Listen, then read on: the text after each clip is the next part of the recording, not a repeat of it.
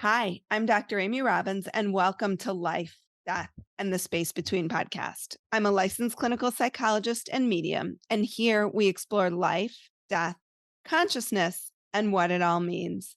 Today, I have Karen V. Johnson on the show.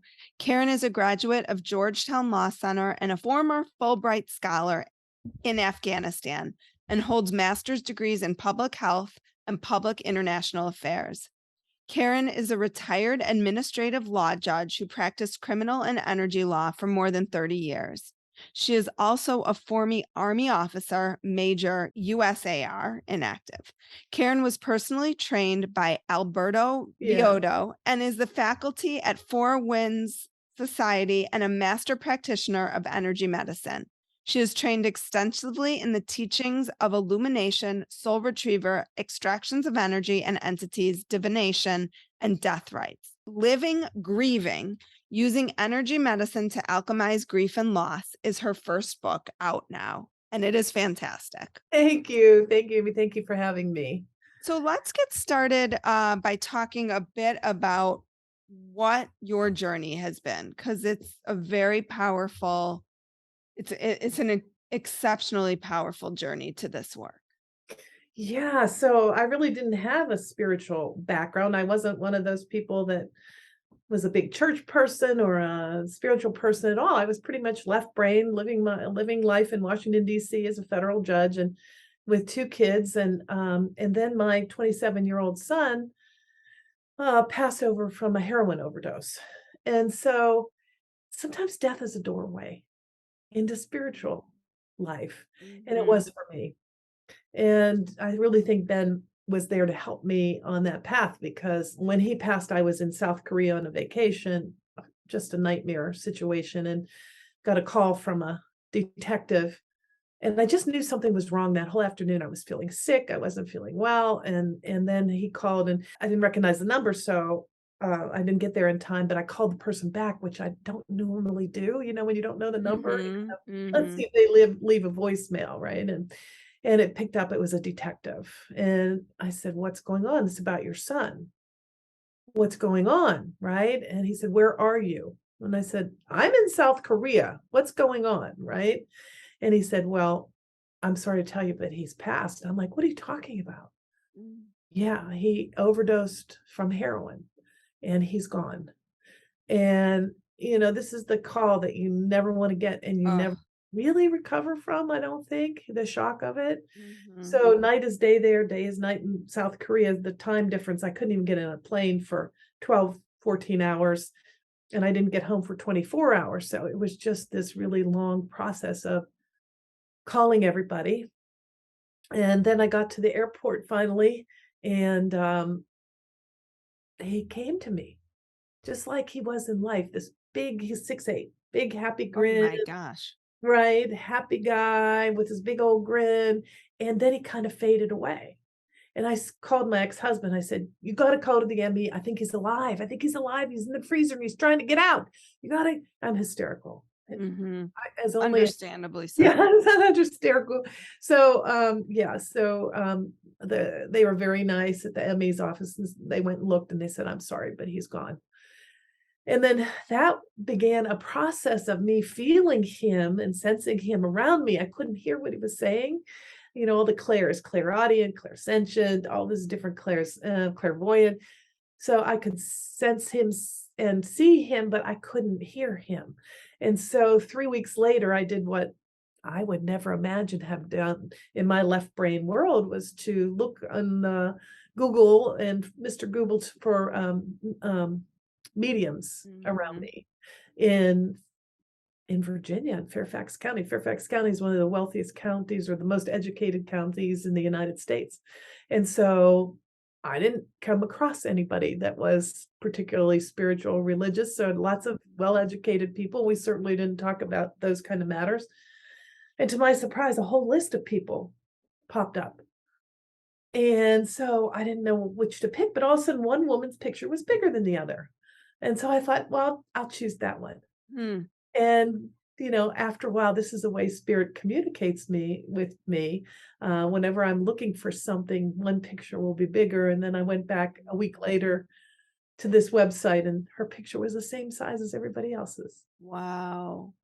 Yeah, so that was sort of the beginning of a journey, and I went to the woman's house, and I said, "He's right there. He flew in right behind your husband, and he's standing right there. See how the candle's flickering? He's putting his hand over the candle to let you know he's there.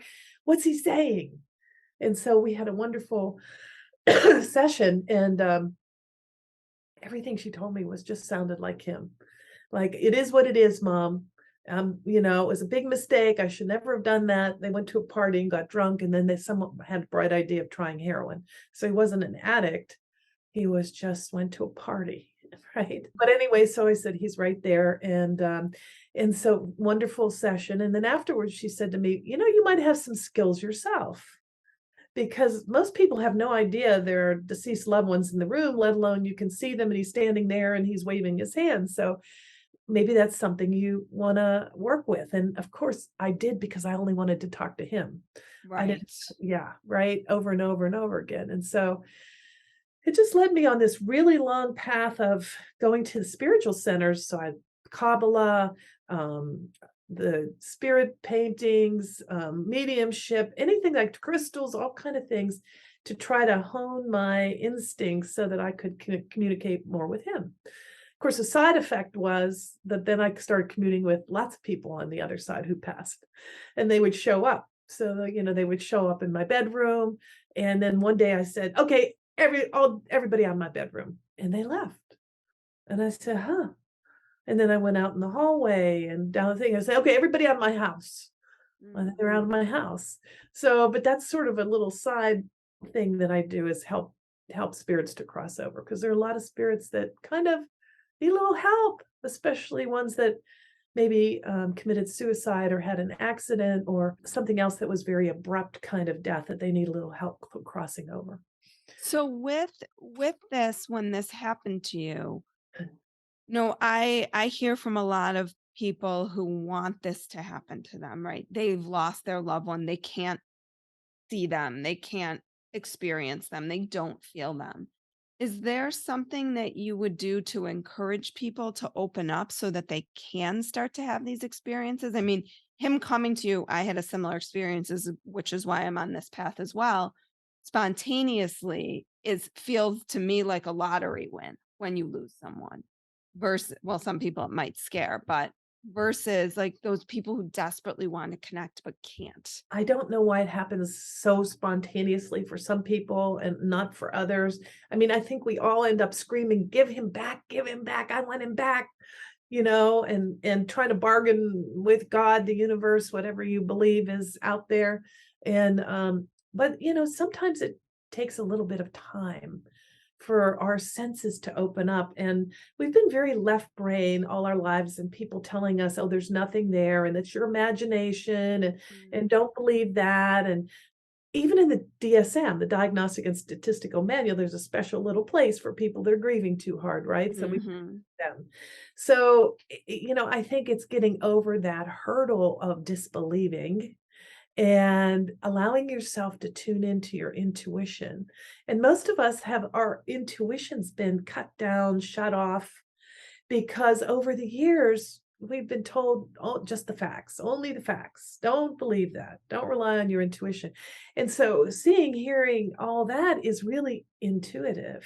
It's Mhm. allowing that sixth, seventh sense to awaken that we all have, but that we've kind of kept very small. So I always work with people saying, imagine telling your left brain, "Thank you for all you've done, but I want to play with my right brain." Right brain is creativity and clairvoyance and clairaudience and all the clairs and all imagination. And so when people tell me, am I imagining things? I say, yes, and that's fantastic. Because Mhm. imagination is where we get in touch with other realms. Imagination is where we see the unseeable. So yeah, it's a process. And some people, it just takes a little while because of their conditioning. Well, and the way that you are sounding now is not how you felt throughout a lot of the book, which Oh, was no. Oh, pretty desperate and not wanting to live. right. How did you go from that to where you are now? What did that process look like in terms of your own self-discovery and where you are sitting in for people who are not watching, you are in a room, the background is tapestries and many sort of indigenous, it looks like, instruments and tools to help. You were federal administrative law clerk. So Judge. judge, I apologize, judge. So you were not a Indigenous healing practitioner. No, not even a little. Not even a little. So for me, I was really in bad shape. So I would lay on the steps and scream, and I would scream until I threw up, and I would throw up until I threw up blood. And I eventually, I had to have the carpet replaced on the stairs. It was bad. I was really in bad shape. And my daughter and her boyfriend stayed with me for a few weeks. And then she she's an engineer, an opportunity in Guatemala to fix broken hospital equipment. And I told her, go, go, go. And while she was gone, the heat wasn't working. So I had someone come in. He said, oh, there's CO2 being released. You can't even stay in this house. You need to go. This has to be replaced immediately. And so I said, oh, thank you. And my little brain said, what an opportunity.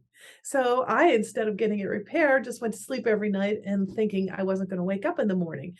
And in my addled mind, I was thinking, it's okay because my daughter, it's not like taking my life. My daughter will say it's an accident. And so she won't feel like she was unloved or she wasn't worth living for. These are crazy thoughts that go on, right? They just do. Mhm. And but every morning I'd wake up, well, bait and switch here. I can't even die. Right. And I think it's just this process of such desperation. And it's a journey. We all have our own journey. And I was fortunate enough that I'm an only child of an only child. I didn't have a lot of brothers and sisters and people trying to tell me how to do it or what to do or shake me out of it or whatever. So I was pretty much able to go inside and go on my own journey. And it just was fortunate that I didn't manage to die and I managed to live. And so as I managed to live, I kept taking classes, spiritual classes to kind of talk to Ben, and I felt him around me. So I wasn't completely isolated and cut off. And then finally someone referred me to an evolutionary astrologer. And he Mhm. said another woman like me had um, went from Uranus, which is shame, blame, guilt, to Neptune, which is a mystical path. And I'm like, a mystical path? What is that? And he said, well, I can tell you, as a woman that had a reading like yours became a shaman. And I said, a shaman? You mean there's shamans in this day and age? And sure enough, I Googled it because what does anybody with the left brain do? They Google things. Right. Right. And so the four winds came up, and 3 weeks later, I found myself on a plane to California, Joshua Tree, California, thinking I'm not going to fit in. I'm going to be too old and too conservative and too this and too that. But if I don't like it, I'll just leave. I'll go to Palm Springs and get a nice massage and facial. And of course, when I got there, it was fantastic. It was amazing opportunity, amazing healing experience. And so that's the south direction. So my book is really based on the medicine wheel, and there's four directions and four practices associated with each direction. So 16 ways for us to kind of go from being stuck in our grief to finally being at this place of rebirth and creating a new life out of the ashes of the old one that honors our loved ones. And that's kind of it, right? We want to honor them. What is a medicine wheel? Yeah, so the Four Winds medicine wheel is based on Andean mythology, and so it starts in the south direction. There's many medicine wheels all over the world, and so in North America, it's based on the North Star, and so it starts in the east. In the southern hemisphere, it's based on the Southern Cross, and the Southern Cross. So we start in the south direction. So based on constellations. It's based on constellations, and it's Okay. also based on the concept of a circle. A circle is unity, a circle can be a spiral. The medicine wheel is also a circle, it's also a spiral. And so we go from the south to the west to the north to the east in the Andean mythology, and each one has practices associated with it that really, I think, many religious people have heard of.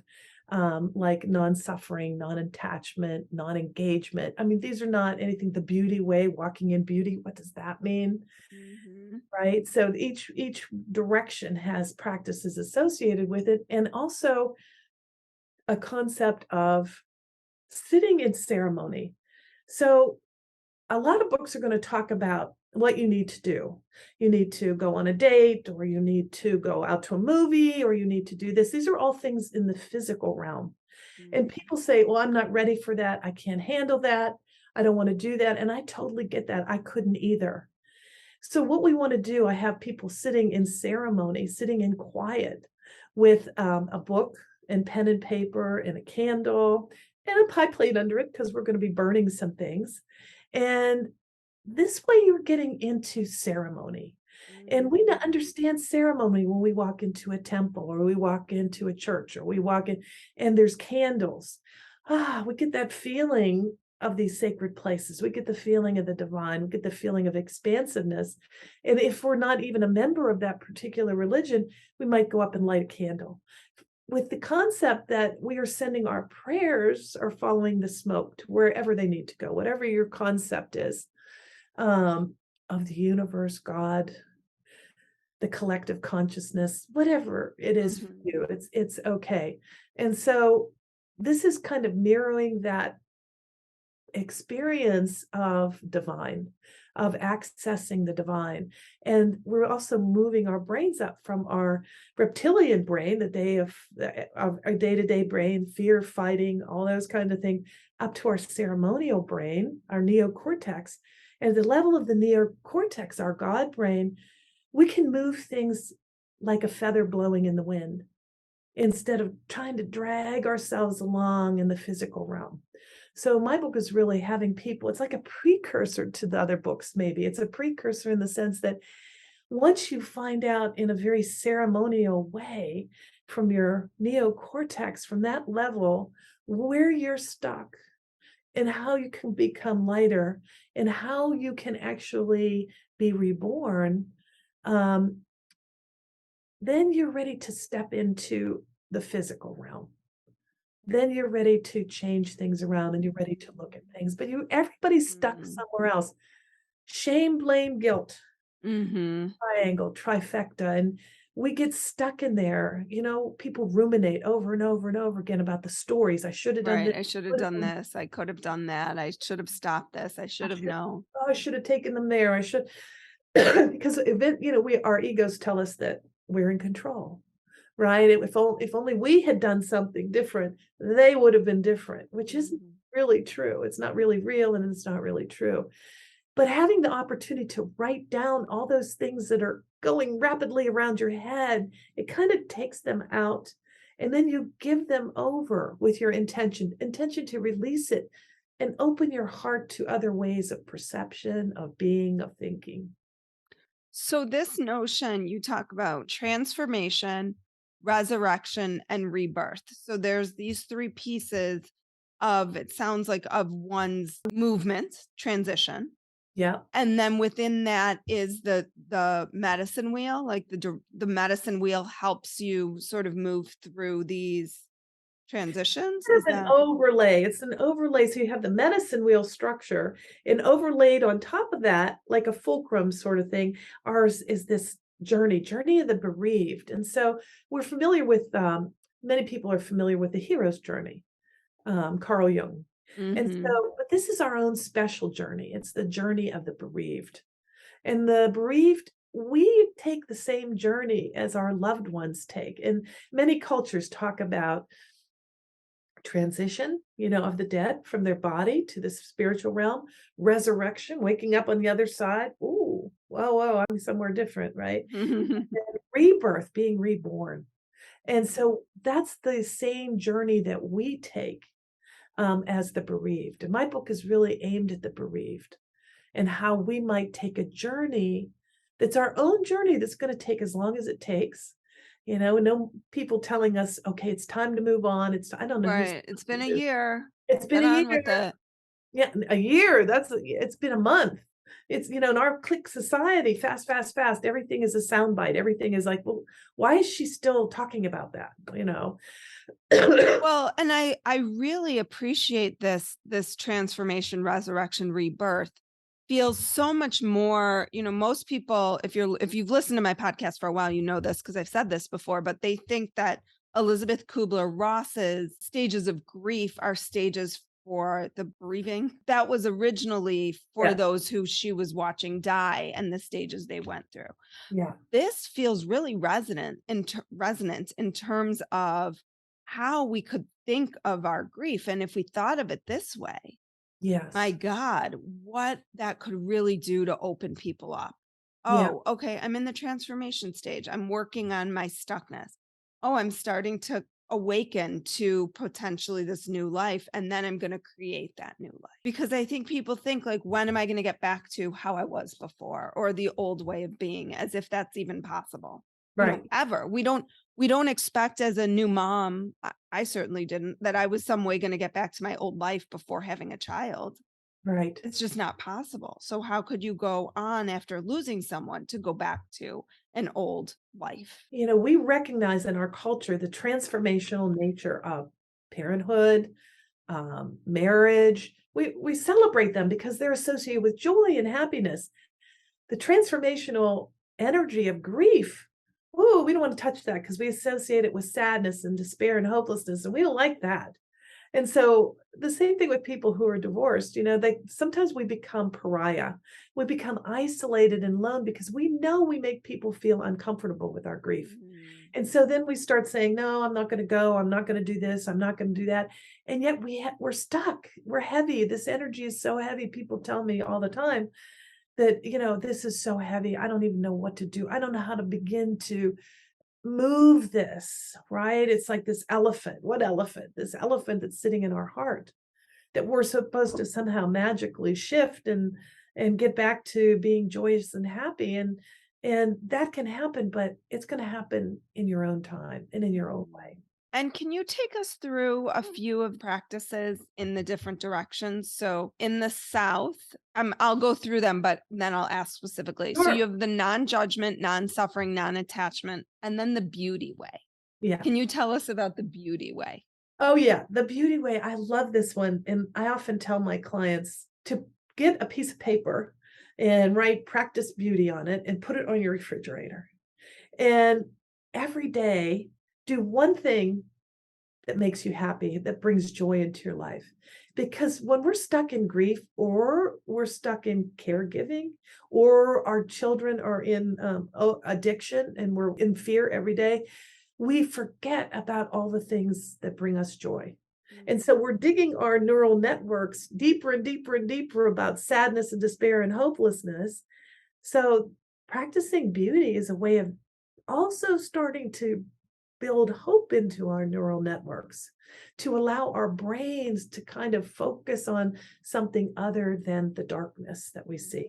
So just one thing, even if it's buying a flower, having a chocolate, watching a sunset, doesn't have to be anything large. It's just that commitment, one small thing every day. So that's the South direction. And you said you always start in the South direction, just given kind Yep. of the training that you've done. Yeah. Then the West direction is non-doing, non-engagement, certainty, and fearlessness.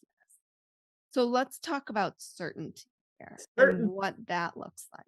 Yeah. So certainty. It's once you are on this path of the journey, is not to second guess yourself. Don't wobble. Zen master says, if you're going to stand, stand. If you're going to sit, sit, but don't wobble. I liked that Right? quote in the A book. lot of this Yeah. wobble, wobble, wobble. Like, should I do this? Shouldn't I do this? Is this right? Is this wrong? Is it whatever? Just let that be. Just be on your journey. Don't let anybody talk you out of it or talk you into anything. This is your precious journey, and nobody has the right to interfere. And so, even take that to the fire, right? Take that all and release it and open Mhm. your heart to other ways, open your heart to receiving. This notion of, like, it couldn't be my loved one coming to me. Why not? Right. I think people are like, well, I need to know that that is exactly what it is. Like, That's our prove left it to me. brain. That's our egos. And, sometimes I like to tell people, your ego, if you imagine it, a friend of mine wrote a book about this, and it's like the fear box. It's like our fear box. Oh, it's not right. That's not it. You need the proof. It's just your imagination, blah, blah, blah, blah, blah. But if we just say, thank you, left brain, thank you, ego, but I just want to explore. I want to imagine. I want to allow. I want to perceive a little differently today. Right, so sometimes we have to give ourselves permission Mm-hmm. to see things a little differently and explore a little differently, and certainly the world around us doesn't help us, right? And sometimes our families don't help us, and our Mm-hmm. culture doesn't help us, and our religious structure doesn't help us, and, it just sometimes we just need to allow ourselves to be away from all that. Sometimes we have to release what culture and society and family and everybody tells us, because that's just like a lot of noise in the background. And when we get rid of that noise, then we can hear and see and sense other things. And then the north Mhm. is the beginner's mind, living consequently, invisibility, and integrity. So, do you have a favorite from this? I mean, they're all so each one is so important and interesting in their own right. Yeah. So, well, let's say living consequently. I love living consequently because what if we lived as if every word we spoke and every thought we thought was important, that it rippled somehow out into the universe? What if we just could just say, okay, I see that, but I'm letting that go. I'm just going to not be with that right now Mhm. because I know that everything that I think and feel and believe is ripples everywhere. It affects everybody around me. It affects my children and my grandchildren and my friends and family. And so I'm going to live consequently. I'm going to do this thing. I'm going to take this journey. I'm going to be on this path, living consequently, believing like everything I do has meaning and purpose. Instead of, I think a lot of us feel like nothing we do affects anything, right? Because we feel like this world is so big. There's so much negative going on and so much happening. How could we influence anything? So if we can turn that, right, we change our perception, we change our lives. What if everything we think and do affects everything? Mhm. And so, I mean, yes. And what a beautiful way to exist, right? Is that each choice you make. And I think that this can be really difficult for people in the day to day life. Yeah. And I'm finding myself as I'm talking to you kind of wondering how different are you now? We still have one more direction to get to from the person that you were before. Like, Oh are my you God. recognizable to that person? In some ways, yes, and in some ways, no. So I've incorporated when I first became a spiritual person on this path, I wanted to push away lawyer and law and judge and all that. I wanted anything to do with Mm, that. And then at some point, it kind of interwove. So I was able to take the best of my past and interweave it with the spiritual thing. So it allowed me to write a book.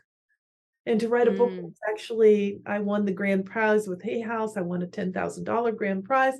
The book has won a lot of awards, and including the Nautilus Award and so many things. But that's because I was able to access the best of my past and combine it with my spiritual, so that I could actually do something like mhm. this. So I think, and the book was really downloaded. Sometimes I look at places in the book and I think, wow, I don't even remember writing that. It just Mhm. given to me. Wow. And Mhm. so the East direction, no mind, mastery of time, owning your projections, Indigenous alchemy. So I'd like to talk about no mind and Indigenous alchemy. Sure. Yeah, so in the North, we talk about beginner's mind. That's not everything, not been there, done that. And then in the East, by the time we get to the East, it's no mind. Like we're able to release all that chatter, chatter, chatter of our mind and be able to be in stillness, so that we can actually experience that divinity within us. So the Buddhists say, Namaste, I see the light within you. right? Mhm. And so we know that we're just not these creatures of this physical world, that we have a spiritual, a transcendent element to us. And that's the part of us that we want to get in touch with. That's the part of us that we want to guide us. And then the indigenous alchemy piece. Yeah, I love that one. So I wondered what that meant too. And I had to look it up in the dictionary. So indigenous, I looked up, means native or inherent. And alchemy means transformation. So what if we as humans, I asked myself, what if we're wired for transformation? What if we have this inherent nature that looks for transformation and change? And by keeping ourselves stuck, we're actually holding in a lot of negative energy that begins to affect our bodies. So, in my work, my shamanic work, when people come to me with autoimmune disease, cancers, all sorts of illnesses, if I go back far enough, I almost always find unresolved grief or loss. Mhm. And sometimes people have suffered multiple losses, new grief, old grief, all kinds of grief, things they have not grieved. And so having that opportunity to touch into that grief and really work with that, if we can release them, can help us to feel much better. So how long has it been since Ben died? November 2nd, 2014. So his eighth anniversary is coming up. How much do you still sense him around you? Do you find him to be around as much as he was in the beginning? Has that faded? It has definitely faded because he's busy on the other side, as he let me know one time. He said, "Mom, quit ringing my doorbell. I'm doing things over here." He said, "I'm in the Jesus pod." We weren't particularly, and he said, "It's not anything like this religious. This guy's really cool. And I'd go to other pods too. So, only call when you need me." And I'm really fortunate because I do work helping souls to transition to the other side. Souls that get stuck, maybe suicides, and people that are just they've been sold this concept that there's hell, and if you commit suicide, you're going to hell, and so they'd rather be stuck, Mhm. right? And Mhm. so he helps me say, "Hey, man," or "Hey, there's more on the other side. I'll take you there. There's no hell. I can show you the way." And so he does a lot of that work with me. So I'm really lucky in that way that he is still around and we have this work relationship. And the rest of Mhm. the time he's doing his thing. And so what better thing could a parent want than to know their child is really happy? Ben is much happier on the other side than he ever was here. And he has a whole life on the other side that makes him happy. And what if we're kind of holding their kite string a little bit? Mm. What if our grieving, what if making this journey and getting to this place of rebirth frees them to do more things on the other side instead of being kind of fluttering around us, being worried and fearful and not, upset that we're not doing well? What if we Wh- could give them that gift? What has he told you? What else has he shared with you about what he's doing over there? Because those pods sound interesting to Yeah, me. well, that's a very, very interesting. Like, are those little learning communities? What's a pod? It's like a pod. He describes it as there's a group of young people that crossed over about the same time he did, and they're connected as well as there's a group of people that he's been with very through many lifetimes, and they do things. In the beginning, it seemed like all they wanted to do was travel. They traveled all around the world, and they'd stop here and they'd stop there, and they'd look at all the things, all the places they couldn't go in life, right? But Uh, so they're still on the earthly plane? No, they're not on the earthly plane. They're in the spiritual plane, but they can visit. I always tell people, people say, if they've crossed over, how can they be here? And I said, well, it's not prison. So they go back and forth between that realm, heaven, whatever Mhm. you want to talk about, and whatever you want to call it, and this realm. So they can be in this realm and go visit and travel around and see things as spirits in their spiritual form. Does he say, like, how many souls are in his spiritual pod? I asked him that. I got the idea that there were 11. Huh. 11 beings that he seems to share things with all the time. Have you ever been in contact with any of the other 11? Well, in the beginning, I used to sense them coming, and then I rejected and I said, everybody's got to leave, right? But then I kind of figured out that these were people that some of them were not souls that were stuck, but those were souls that were with him and that came to visit. Mm. And then sometimes they'll come to anybody who has some sort of medium ability, because they would love to have you contact their family and work with them. And sometimes I do that too. I do some mediumship work, but usually in the context of helping that spirit to move on to where they need to go, if they haven't already moved on. Right. And so, yeah. Wow. Fascinating. Yeah. Yeah. So I kind of became, the term is a psychopomp. I don't know if you've heard that one. What is the term? No. Psychopomps. So psychopomps are beings that can go between realms. So I just leave this realm and I go in the middle, and I help souls to transition over to the other side. And so that's one of the skills that opened up for me over time. I don't even think about it. I just open sacred space and set my intention, and I'm just there. I'm not here anymore. I'm there. And I'm talking to this spirit, and talking to their ancestors, and talking to Ben, and devising a plan and saying, hey, there's the light, there's the opening. It's time for you to go. It's time for you to go. It's okay. And he's saying, come on with me. I'll show you the ropes. And I help them to go to the light. And so you might ask, have I tried to go through there, the portal? Oh, yes. Yes. And I keep getting pulled back and told it's not my time. Wow. Well, Karen, this is fascinating. A long way from Washington, D.C. Right. From legal judging. Yeah. So if people want to learn about you or your work, your book is called Living and Grieving. It's out. It's currently out now. It's beautifully written. It's a memoir, but it's also sort of a self-help book intertwined in one. But where can they find you and learn about your work if they want to work with you? Yeah, KarenJohnson.net. You'll find me and the services that I offer, and classes and courses coming up, and prayer ceremonies and things like that. So a lot of times people, if you're struggling for the holidays, I have a free event coming up. We're going to do a beautiful prayer bundle, and then we'll give it to the fire or to the earth in remembrance and in love. Well, Karen, thank you so much. We didn't even really talk about like how involved you got in shamanic training and all of that. So that seems like it could be another podcast. Another podcast. There we go. There you go. You'll have to have me back. I would love that. Well, thank you so much for your time today and for sharing this other way of what seems really on target in terms of how we look at grief and grieving and that process for those who have been left behind. So thank you. You're welcome. Like what you heard today and want to hear more? Wondering what comes next and what it all means? Head over to Apple Podcast, Spotify, Stitcher, Google Play, or anywhere you get your podcasts and hit subscribe. Also, if you could take a minute to rate and review my podcast, I would really appreciate it. Stay tuned as we continue to explore life, death, and the space between.